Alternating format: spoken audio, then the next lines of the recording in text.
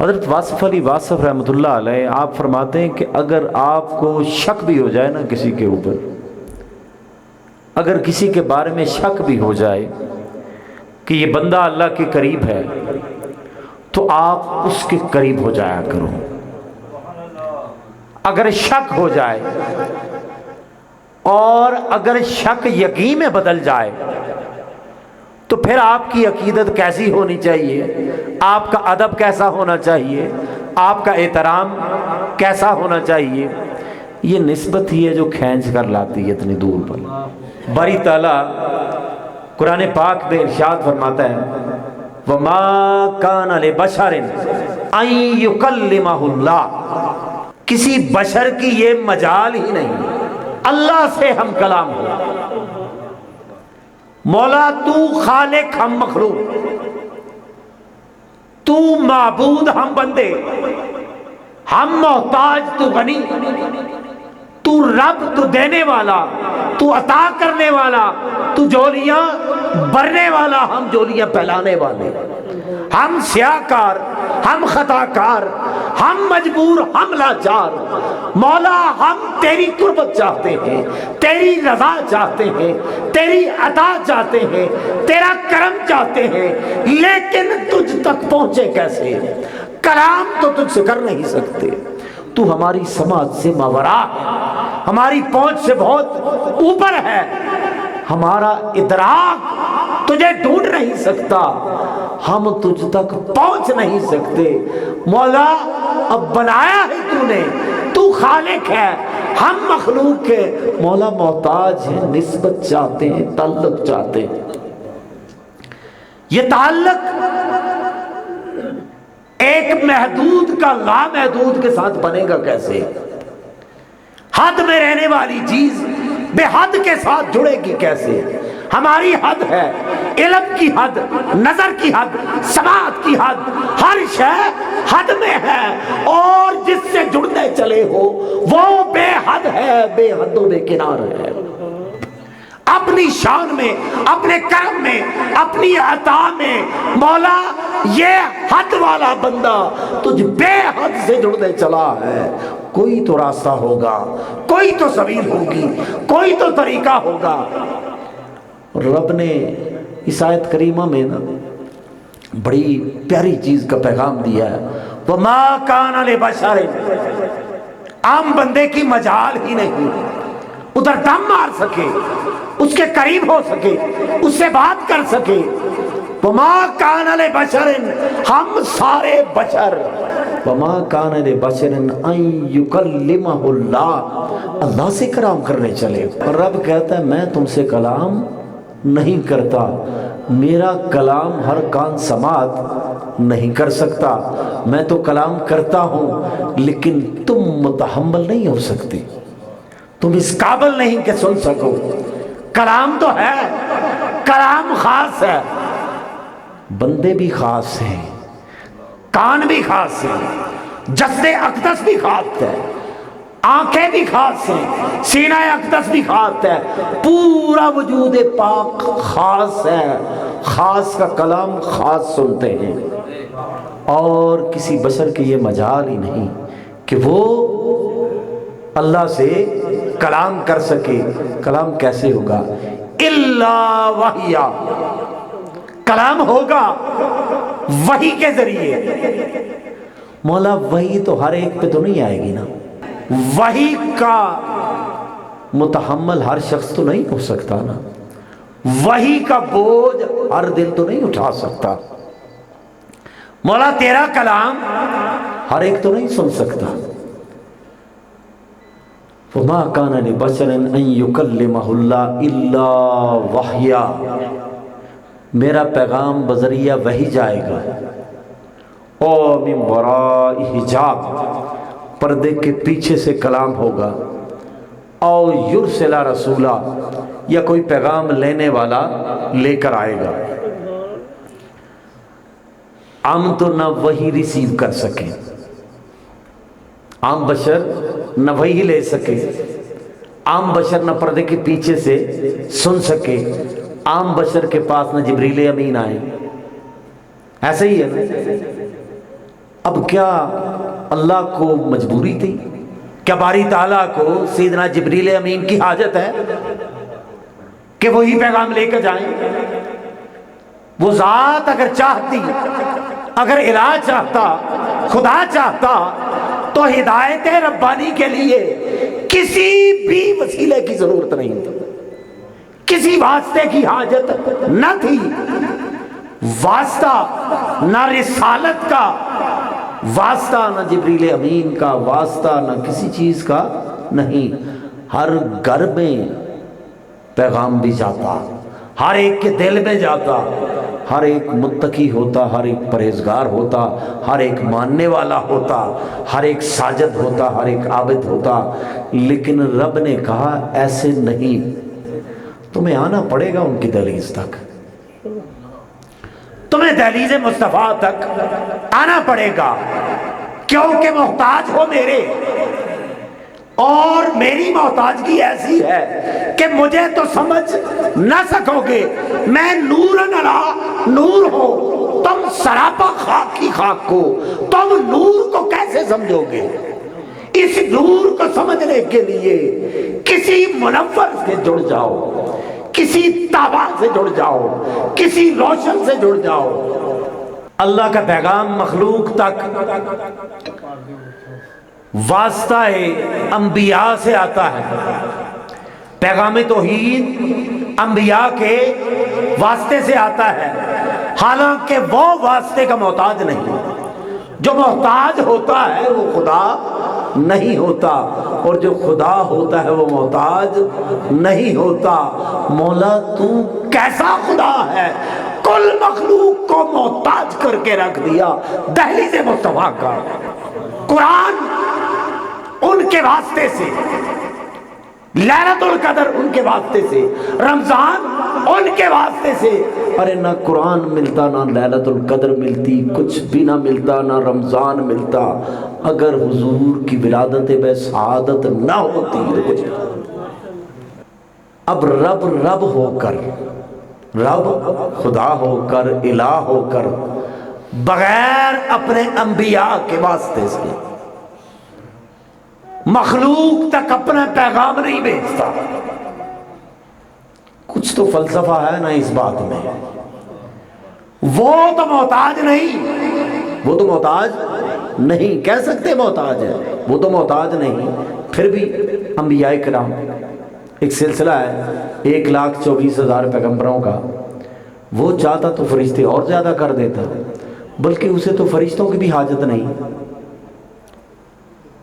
ان ربک فعال لما یرید، رب تو جو ارادہ کرے وہ تو کر گزرتا ہے، اسے کو روک نہیں سکتا۔ اگر رب ارادہ کرتا تو ہر چیز سے نوازا جانا تھا نا، لیکن اس کے باوجود اللہ تعالیٰ نے انبیاء کرام کا ایک سلسلہ بنایا کہ اسی سلسلے سے میرا پیغام توحید تم تک جائے گا۔ کون سا خدا؟ وہ خدا جس کا پتہ ہی نہیں۔ کون سا الہ؟ لامکان کا باسی ہے۔ لامکان کا مطلب ہوتا ہے جس کا مکان ہی کوئی نہیں۔ تو جس کا مکان ہی کوئی نہ ہو وہ رہے گا کہاں پہ؟ دیکھنے میں کیسا ہے، اس کا کرم کیسا ہے، اس کی عطا کیسی ہے، اس کا فضل کہتا ہے۔ اب لامکان کا رہنے والا، لامکان کا رہنے والا تمہیں تو پتہ ہی نہیں، اب اس کا پتہ کوئی مکین بتائے گا، اس کا پتہ مکین بتائے گا، اور مکین بتائے گا اس کی شان کیا ہے، اس کی عطا کیا ہے، اس کا کرم کیا ہے۔ اب دیکھیں نا، اس کائنات کو جب تخلیق کیا گیا نا، ایک حدیث ابھی شیخ صاحب نے بھی نعت پڑھی ہے نا، لولاک لما خلقت الافلاک، اس کا مطلب ہے کہ اے میرے مصطفیٰ، میں ان آسمانوں کو، اس سارے نظام کو کبھی بھی نہ بناتا اگر آپ کو نہ بناتا۔ یہ کیا ہے؟ یہ میلاد نہیں ہے، یہ میلاد نہیں ہے۔ اور دیکھیں میری گزارش سنیں، میلاد میں ہوتا کیا ہے؟ تکلیف ہونا ایک اور بات ہے، اور تکلیف ہوتی ہے، کچھ تکلیفوں کا علاج ہوتا ہے ہاسپٹلز میں، ڈاکٹرز آر دیر، علاج ہوتا ہے. کچھ تکلیفیں ایسی ہوتی ہیں کہ رب چاہتا ہی نہیں ان کا علاج ہو، اور یہ تکلیف اب سے نہیں، یہ مدینہ میں جو یہودی تھے نا تب سے یہ بیماری چلی ہوئی ہے، اور یہ روز ازل سے ہے. فی قلوبہم مرض، ان کے دلوں میں بیماری ہے.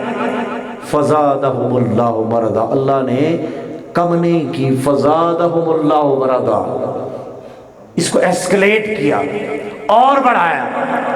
فزادہم اللہ مرضا، نفاق کی بیماری، دل میں مرض کا ہونا، آقا کی شان سنتے وقت تکلیف کا آ جانا، آقا کی شان کا بیان سن کے ماتھے پر بل کا پڑ جانا، آقا کا نام سن کے تکلیف میں آ جانا، یہی منافقت ہوتی ہے اور یہی بیماری ہوتی ہے.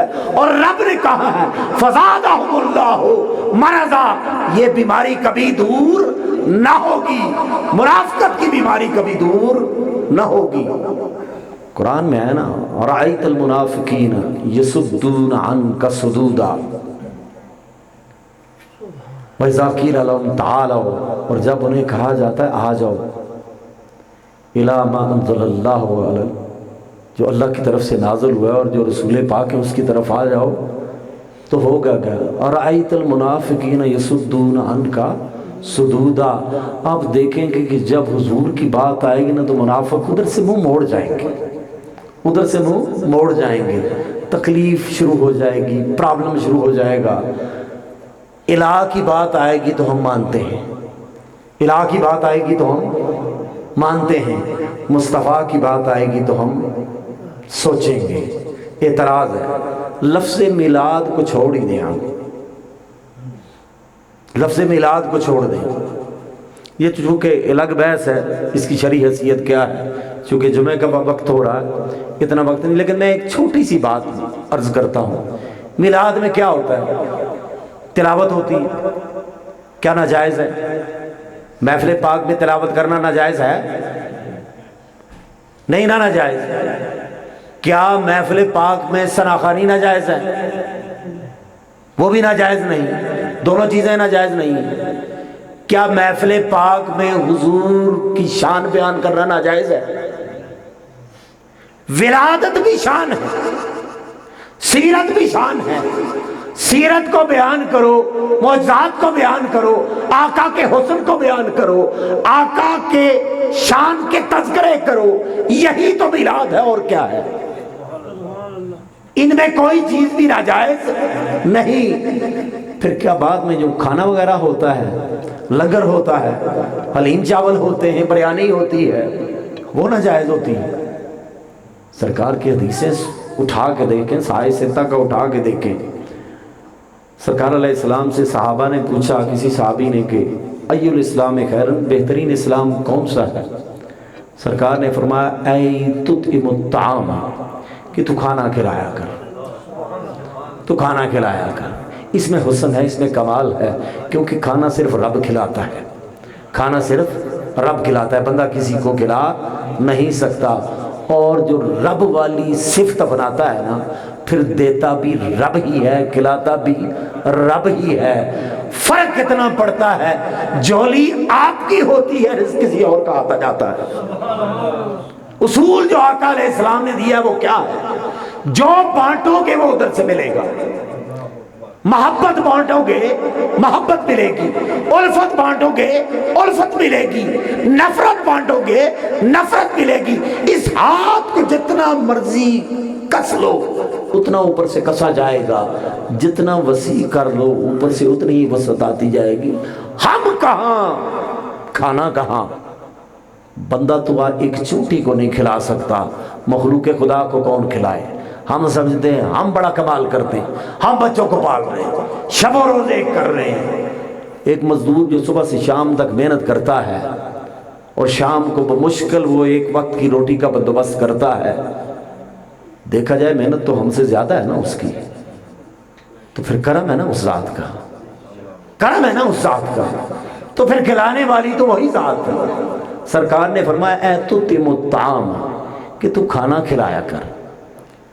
وَتُقْرِئُ السَّلَامَ، اور تو سلام کیا کر. ہمیں کھانا بھی اچھا نہیں لگتا، سلام بھی اچھا نہیں لگتا. ایتتم الطعام وتقرئ السلام، تو کھانا کھلایا کر، تو سلام کیا کر. الا من عرفت، جسے تو جانتا ہے اسے بھی سلام کر. وعلی من لم تعرف، جسے تو نہیں جانتا اسے بھی تو سلام کر. تو جو امتی اپنے نبی کو نہ جانے، الا من عرفت، جسے تو پہچانتا ہے اور جسے ابھی تک آقا علیہ السلام کی پہچان ہی رہا ہے، اس بیچارے نے کیا پہچانا؟ وہ تو اپنے آپ کو نہ پہچان سکا. تو عرض کرنے کا مقصد یہ ہے کہ دیکھیں، ہم میلاد مناتے ہیں، اور دیکھیں میں نے پہلے کہا کہ لفظ میلاد سے تکلیف اس لیے نہیں ہونی چاہیے کہ میلاد کا لفظ قرآن میں بار بار آیا ہے، بے شمار انبیاء کے لیے آیا، بے شمار انبیاء کے لیے آیا. وَسَلَامٌ عَلَيَّ، سیدنا عیسیٰ علیہ السلام کے بارے میں آیا، وَسَلَامٌ عَلَيَّ، اور سلامتی ہو مجھ پر. یوم ولدت، میرے یوم میلاد پر بھی سلامتی ہو. وَسَلَامٌ عَلَيَّ، مجھ پر سلامتی ہو. یوم ولدت، اور اس دن پر بھی سلامتی ہو جس دن میری ولادت ہوئی.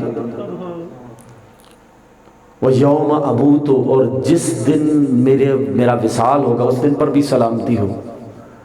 یعنی کہ میلاد منانا بھی ثابت ہو گیا اور عرس منانا بھی ثابت ہو گیا. یوم اموت، عرس اسی کو کہتے ہیں نا جس دن وصال ہوتا ہے، اس دن پر بھی سلامتی ہو. وسلام علیہ، مجھ پر سلامتی ہو. یوم ولدت، میری یوم ولادت پر سلامتی ہو. وہ یوم اموت، اور جس دن میں مروں گا اس دن پر بھی سلامتی ہو. وہ یوم ابعث حیا، جس دن دوبارہ اٹھایا جائے گا اس دن پر بھی سلامتی ہو. اور انبیاء کے سلامتی کے تذکرے، انبیاء کی شانوں کے تذکرے، سارا قرآن بڑا بڑا ہے.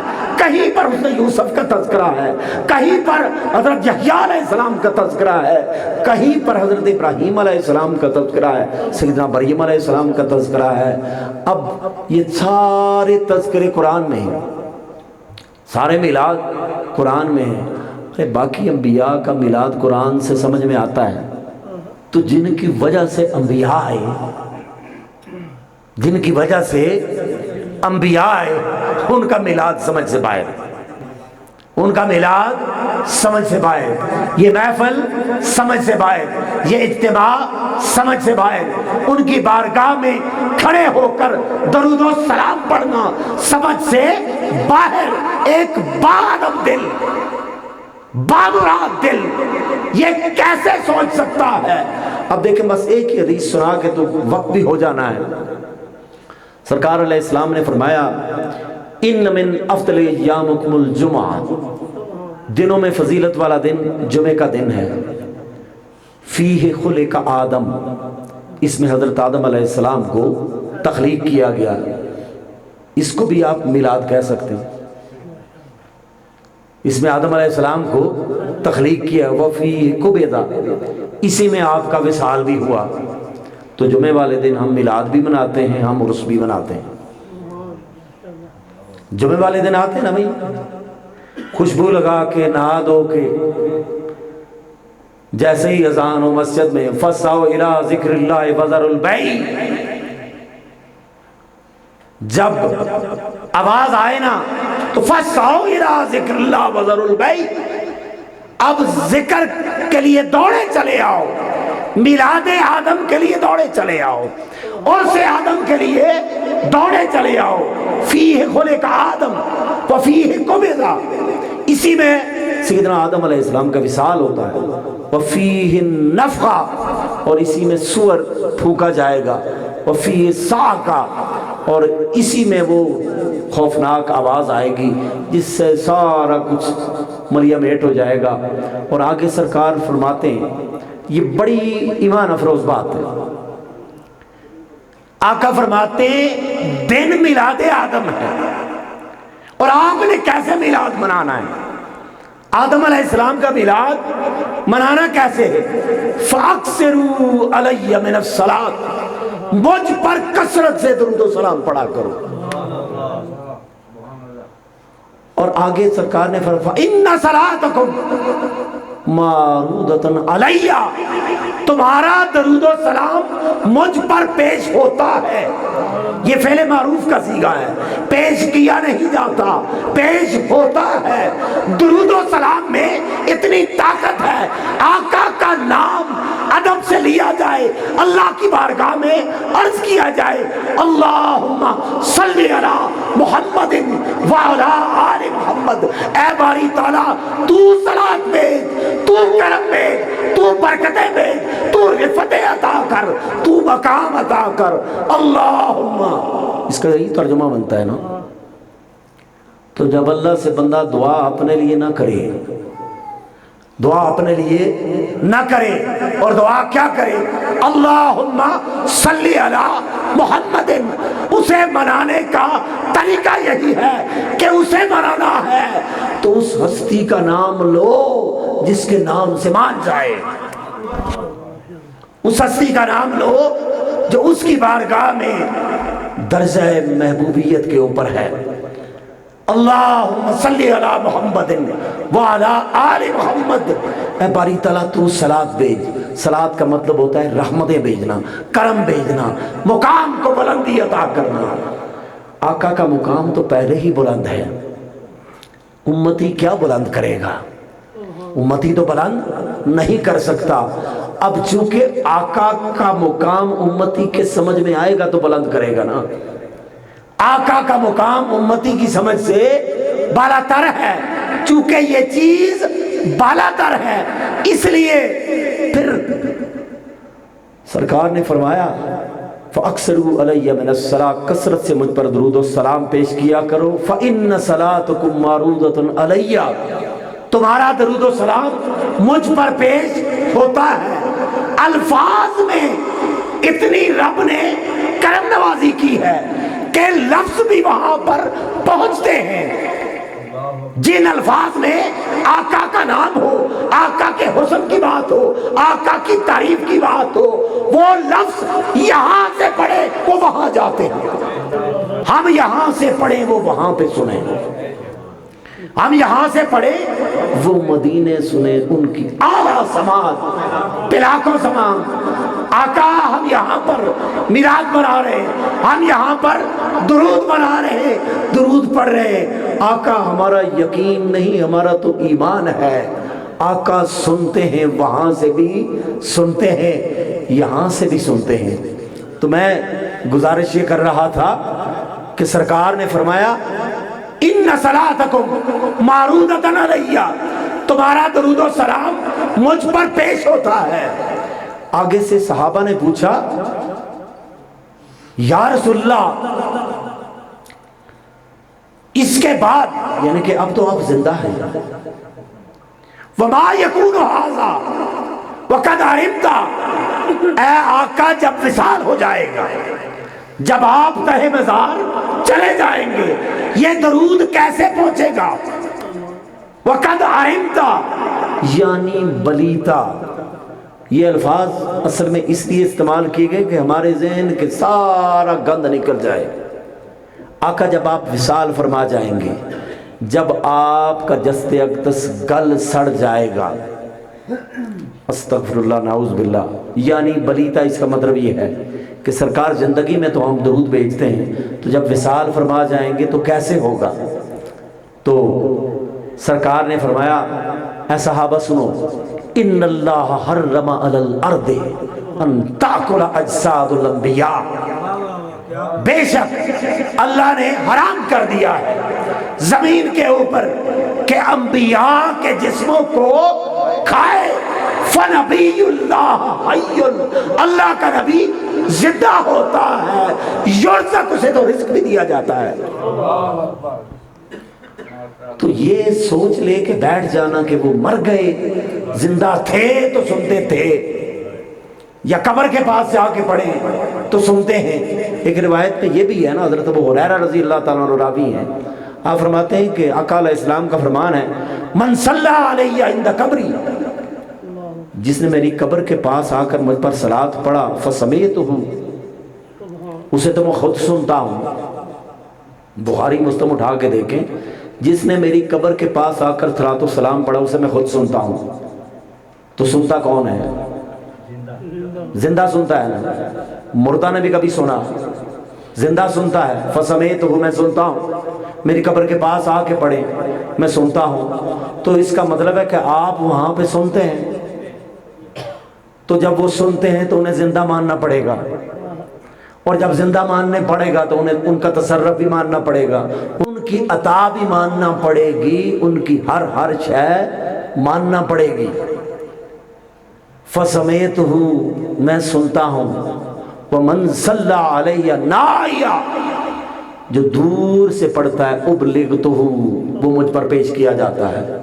اب دیکھیں، اگر فرشتے پیش کریں درود تو یہ بھی سرکار کی شان ہے، یہ بھی سرکار کی شان ہے۔ اس کا یہ مطلب نہیں کہ آپ سنتے نہیں، آپ کو پتہ نہیں۔ فرشتوں کا پیش کرنا ایک پروٹوکول ہے، یہ ڈیوٹی ہے ان کی۔ بھئی یہ کندھوں کے اوپر اسی لیے بٹھائے ہوئے ہیں، اور فرشتہ تو ایک خاص ہے، جیسے انہوں نے بتایا تھا صبح ایک حدیث سنائی تھی، فرشتہ پیش کرتا، ایک فرشتے کو اللہ نے اتنی صلاحیت سے نوازا ہے، ہر زبان کو سمجھتا ہے۔ پوری دنیا میں کتنی زبانیں بولی جاتی ہیں، اور کہاں کہاں پہ درود پاک پڑھا جاتا ہے، ابلغتہ مجھے پیش کیا جاتا ہے۔ ایک فرشتے کو اللہ نے اتنا اختیار دیا ہے کہ وہ آقا کی بارگاہ میں کل کائنات سے درود پاک جہاں جہاں پہ پڑھا جاتا ہے پیش کرتا ہے۔ تو جن کی ذات پر پیش کیا جاتا ہے ان کی رفت کا عالم کیا ہوگا، ان کی حیات کا عالم کیا ہوگا، ان کے اختیار کا عالم کیا ہوگا۔ ارے فرشتے کی سماعت پہ کوئی اعتراض نہیں، فرشتہ سن سکتا ہے، تو وہ فرشتہ جن کی بارگاہ میں خادم بن کے کھڑا جنہیں پیش کر رہا ہے، ان کی سماعت میں شک رہ جاتا ہے؟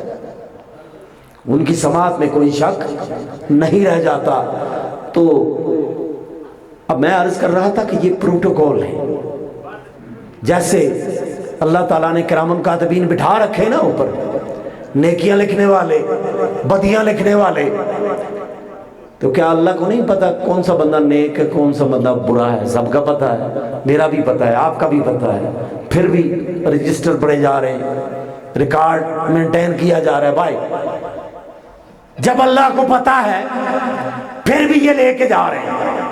اللہ عالم بالغیب ہے، اللہ کو تو پتا ہے، جو نیکی ابھی نہیں کی، جو ابھی نیت میں ہے، اسے تو اس کا بھی پتا ہے، جو 10 سال کے بعد گناہ کرے گا اسے اس کا بھی پتا ہے، ہر شے کا پتا ہے۔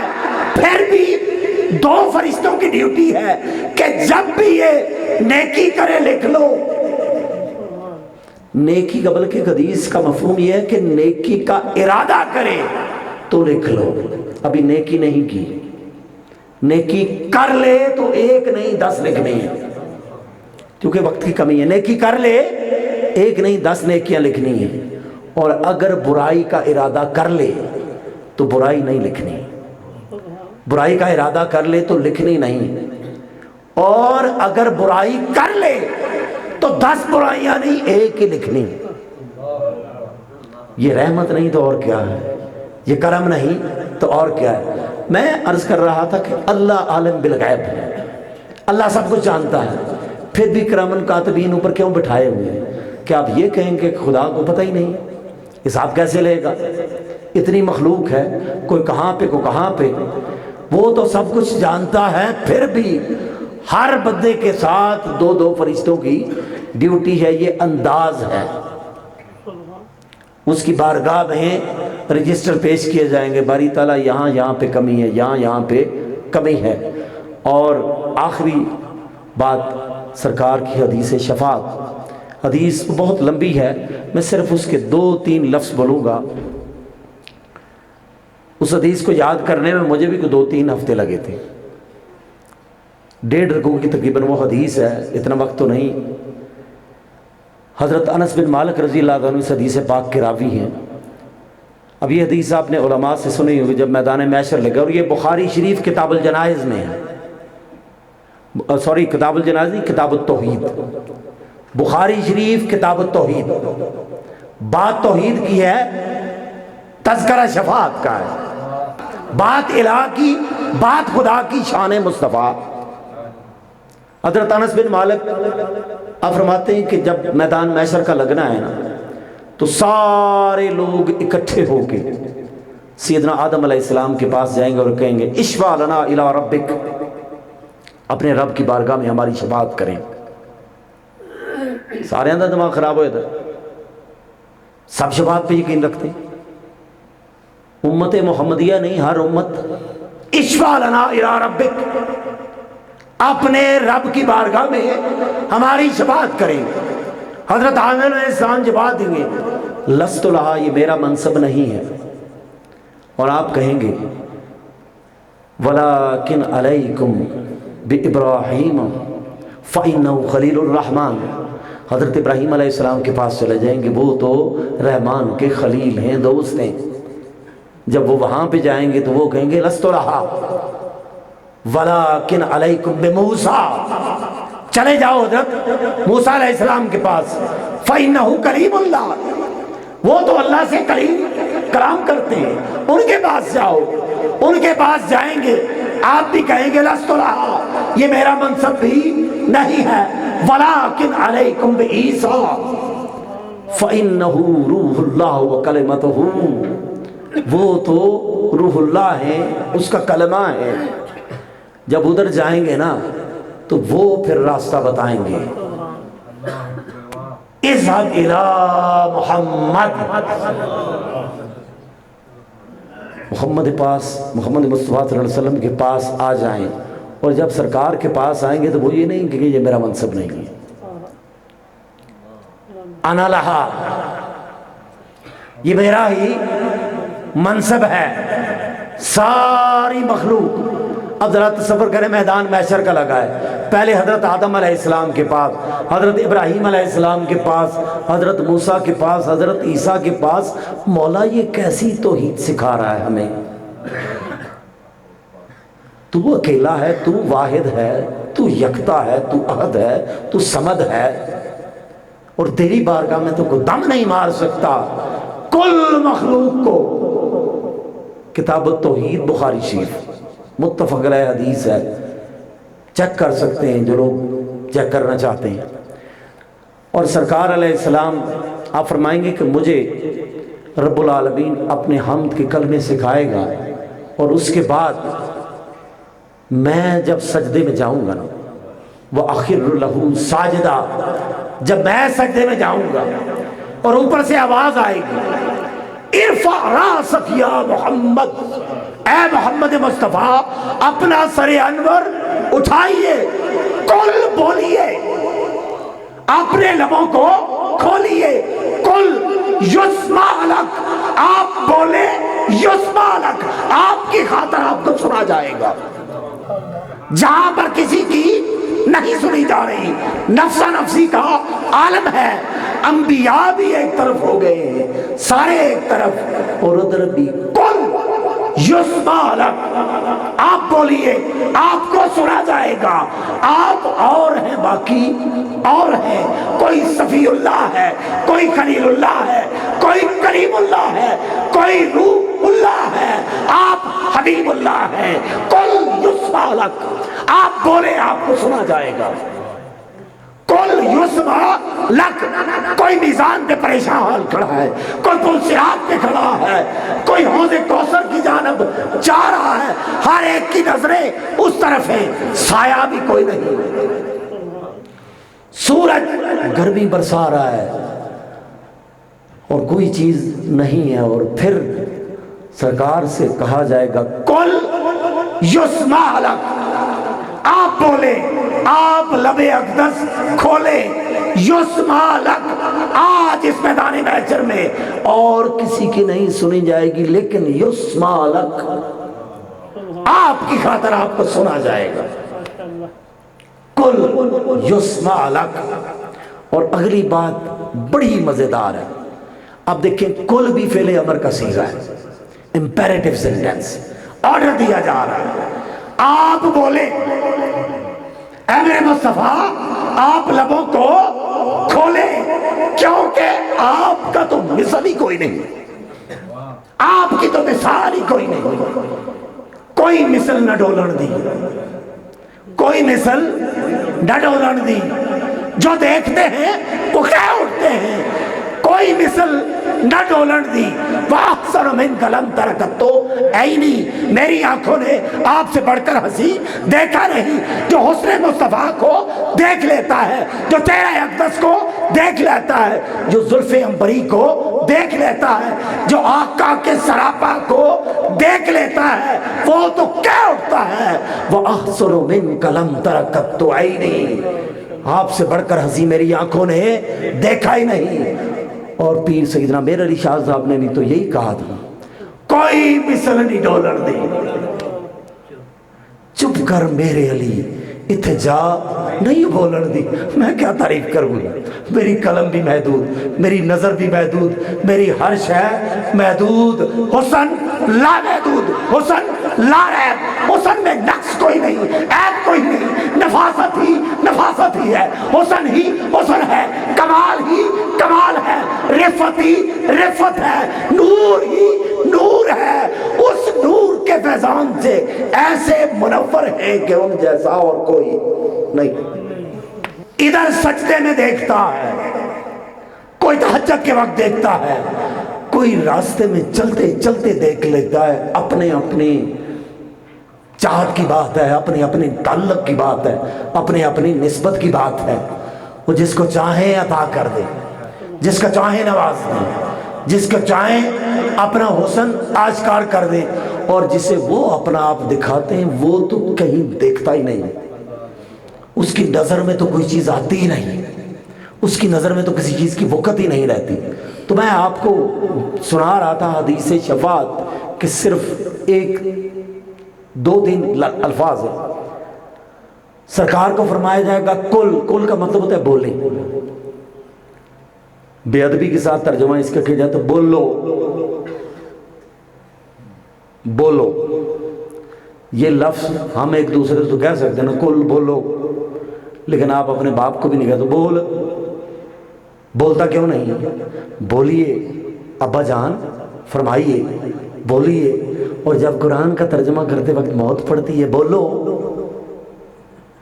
یہ بات کس کی کر رہے ہو؟ بات آقا کی کر رہے ہو, تو پھر بولو نہیں, آپ لب اقدس کو کھولیے. سرکار اپنے لبوں کو کھولیے, لب کشائی فرمائیں. اس کا ترجمہ جب ہم کریں گے تو ہم یہ نہیں کہیں گے بولو, آپ لب کشائی فرمائیں, آپ بولیے, آپ فرمائیے. کل, آپ فرمائیے. یسمع, آپ کو سنا جائے گا. لک, آپ کی خاطر, آپ کی خاطر آپ کو سنا جائے گا. اور آگے سل, سوال کیجئے, سل مانگیے, سوال کی جائے تو آپ کو دیا جائے گا. سل تو آپ سوال کر کے تو دیکھیں. مایوس کیوں ہوتے ہیں, پریشان کیوں ہوتے ہیں؟ یہ سورج کی توازن, یہ جاہ جلال کسی کو نہ سننا اوروں کی اور بات ہے. سل تو آپ کو تو دیا جائے گا, جو مانگیں گے دیا جائے گا. سل تو یہ تو چونکہ سرکار نے کہا مجھے رب کا عمر ہے, سل آپ مانگے تو آپ کو ملے گا. ہم اس لیے ہم ان کی بارگاہ میں سل کا فیضان لے کر ہم ادھر سوال کرتے ہیں. سل تو اور اگلا لفظ سرکار فرماتے ہیں رب کی طرف سے وشفا, آپ شفاعت کریں. یعنی کہ رب چاہتا ہے کہ میرا مصطفیٰ کہے. وشفا فعل امر ہے, امر کا مطلب ہوتا ہے آرڈر دیا جاتا ہے. وشفا, آپ شفاعت کریں تو شفا, آپ شفاعت کریں گے شفاعت کو قبول کیا جائے گا. یہی ہے نا کتاب التوحید بخاری شریف میں، وشفا تو شفا، تو سرکار کیا کہیں گے؟ یا رب امتی امتی، اے مولا میری امت میری امت، کہیں پر اپنی بات نہیں کی۔ تو عرض کرنے کا مقصد یہ ہے کہ میلاد منانے کا مقصد کیا ہے؟ اپنے آپ کو بھی حضور کی ذات سے جوڑے، حضور کی محبت سے جوڑے، حضور کے عشق سے جوڑے، اپنی نسلوں کو یہ راستہ بتائیں، یہی صراط مستقیم ہے اور یہی راحت کا راستہ ہے، یہی کامیابی کا راستہ ہے اور یہی راستہ رحمان تک جاتا ہے، یہی صراط مستقیم ہے۔ اللہ تعالیٰ آپ کا آنا قبول فرمائے۔ وآخر دعوانا الحمدللہ رب العالمین۔